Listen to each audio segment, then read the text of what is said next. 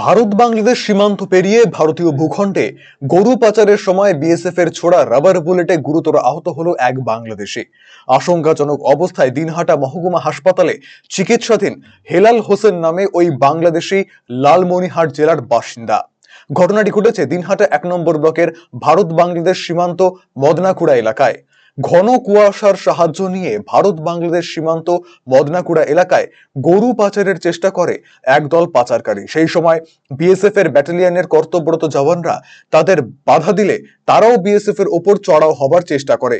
সেই সময় BSF আত্মরক্ষার্থে rubber bullet চালায়। সেই রাবার বুলেটের আঘাতেই গুরুতর আহত হয় হেলাল হোসেন নামের বাংলাদেশের লালমনিরহাট জেলার ওই পাচারকারী।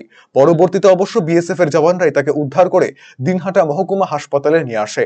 হাসপাতাল সূত্রে জানা গিয়েছে, আহত ব্যক্তির অবস্থা আশঙ্কাজনক হওয়ায় আজ তাকে উন্নত চিকিৎসার জন্য কোচবিহার এমজেএন মেডিকেল কলেজ ও হাসপাতালে পাঠানো হয়েছে।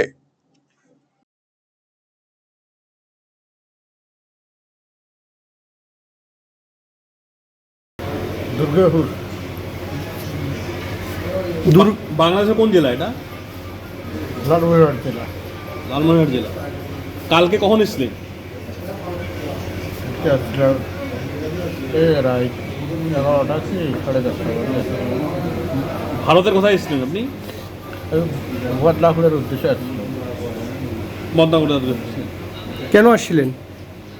ওই যে দারু দিতে।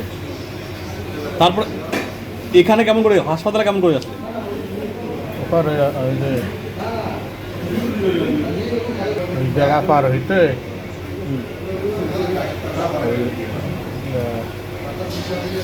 ওদের লোক আমাদেরকে দেখিয়ে রাবার বুলেট বাড়ি। হাসপাতালে আপনাকে কে নিয়ে আসছে? ওই ছাড়ে দাঁড়িয়ে বিএসএফ নিয়ে এসছে? বিয়ে